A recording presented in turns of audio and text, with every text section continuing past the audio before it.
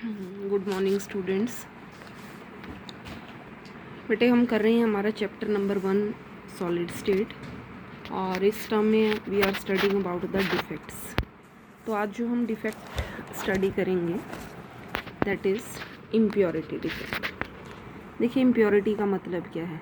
जैसे हमें पता है, अगर आप कोई भी सामान जैसे दाल है, चावल है, बाज़ार से जब खरीद कर लाते हो और उसमें अगर कंकर वगैरह पड़ा हो, that will act as the impurity. Okay, similarly we will study in this case if we are taken the example of a crystalline solid। जैसे हमने NaCl का एक क्रिस्टल लिया है। ओके, अब NaCl के क्रिस्टल में you will see here Na is missing, here also Na is missing, and in spite of Na there is presence of Sr. Sr means strontium. So in a perfect crystalline arrangement of NaCl, if this strontium is added, then it will act as impurity. Okay, तो ये हमारा काम करेगा impurity का. So the process of adding impurity to a crystalline substance so that its property may change, it is known as doping. इस process को हम क्या कहते हैं? डोपिंग कहते हैं. अब देखिए ये हमने लिया किसका एग्जाम्पल? आयनिक सॉलिड का. अब आयनिक सॉलिड में सपोज़ आपने मोल्टन NaCl लिया और इसमें स्ट्रोंटियम क्लोराइड की इम्प्योरिटी ऐड की, और ऐड करते ही हमने क्या किया? इसको कूल कर दिया, ठंडा किया. Then you will see that at some places in spite of sodium there is presence of strontium, and when two sodiums are miss, see here and see here, from here Na positive miss, from also here Na positive miss. So when two Na positive miss, then Sr2 plus. क्यों add किया? So as to maintain the electrical neutrality. Okay, and these vacancies, इस vacancy जो ये empty space है, इसका result क्या होगा?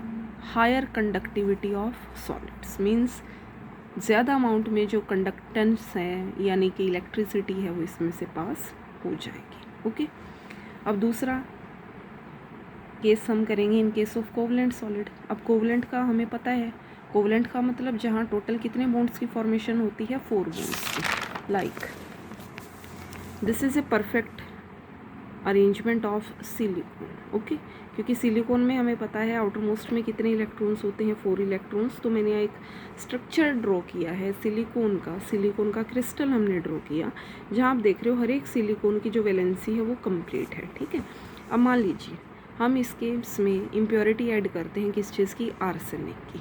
Phosphorus भी ऐड कर सकते हो, आर्सेनिक भी ऐड कर सकते हो. फास्फोरस या आर्सेनिक में क्या होगा? टोटल 5 इलेक्ट्रॉन्स है. अब आप ये देखोगे यहाँ पर अगर हमने आर्सेनिक ऐड किया, you will see here 1 electron is extra. एक इलेक्ट्रॉन एक्स्ट्रा आ गया ना, क्योंकि 4 की जगह इलेक्ट्रॉन कितने आ गए हैं? यहाँ पर 5 इलेक्ट्रॉन्स है. क्योंकि हमें पता है ऑलरेडी फास्फोरस का भी एटॉमिक नंबर 15 है, कन्फिग्रेशन क्या है इसका? 285. यानी टोटल हम कितने इलेक्ट्रॉन्स बना सकते हैं यहाँ पर? 5 इलेक्ट्रॉन्स. तो जो ये इलेक्ट्रॉन है, जो एक्स्ट्रा इलेक्ट्रॉन है, दिस विल फ्लो, एंड ये जो इलेक्ट्रॉन्स हैं यही रिस्पॉन्सिबल होते हैं किस चीज़ के लिए? For conduction of electricity, and these are known as N type semiconductors. Means if electrons flow then conductor, they are known as N type semiconductors. अब नेक्स्ट हमने किया, सपोज अब हमने फॉस्फोरस की जगह इम्प्योरिटी ऐड कर दी है aluminium की, क्योंकि हमें पता है एल्यूमिनियम का एटॉमिक नंबर तो कितना है? 13 है. ओके, 283. कन्फिग्रेशन कितना है इसका? 283. मीन्स एक जो इलेक्ट्रॉन है वो यहाँ पर क्या होगा? डेफिशिएंट होगा. And the deficiency creates a hole. ये एक होल को क्रिएट कर देगी. And always you have to learn holes move in a opposite direction as compare to that of electrons. Reason क्या? रीज़न है देखिए, क्योंकि जब आप इलेक्ट्रिक फील्ड अप्लाई करते हैं तो हमें पता है जो इलेक्ट्रॉन्स उन पर चार्ज कैसा होता है? नेगेटिव. तो negatively charge electron moves towards positive plate, and these holes they will move towards negative plate, shows that they carry positive charge. Okay, such type of semiconductors they are known as p type semiconductors. Means अगर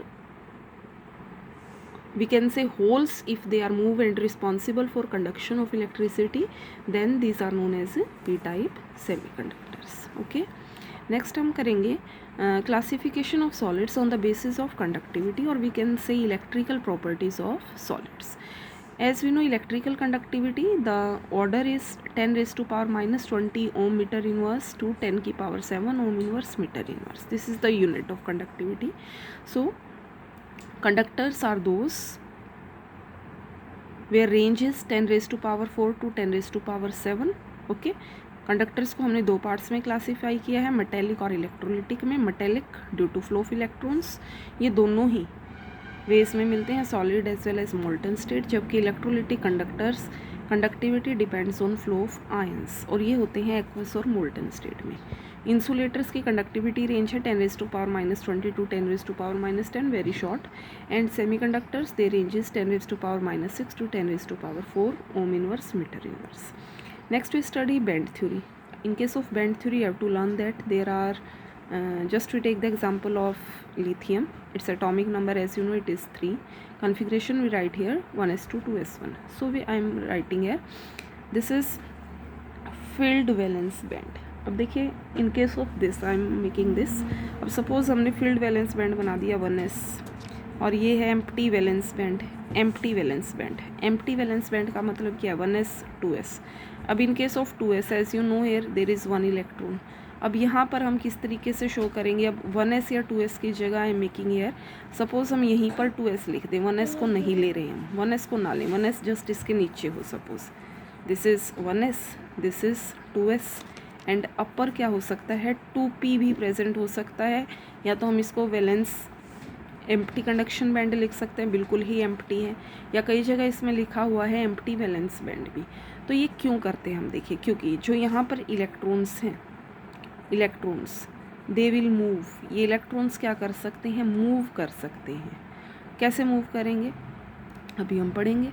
तो ये जो हमने दो set बनाए हैं ना, किस चीज़ का, वैलेंस बैंड का और कंडक्शन बैंड का, this is known as a band. The set of orbital, this is known as a band.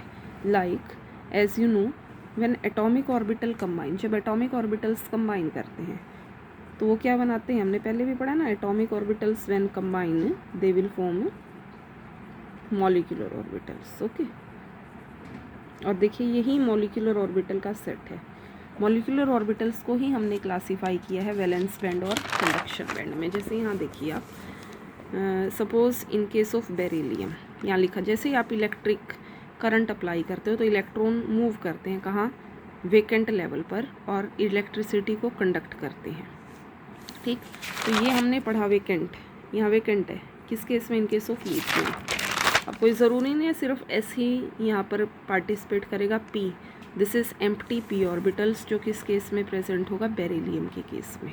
अब suppose field valence band, empty valence band, कि हमने यहाँ एम्प्टी लिखा ना, एम्प्टी वैलेंस बैंड किस केस में लिखा, देखो एम्प्टी कंडक्शन नहीं लिखा, एम्प्टी वैलेंस लिखा है. किस केस में, लिथियम के केस में. और बेरिलियम के केस में क्या लिखेंगे हम, एम्प्टी कंडक्शन बैंड.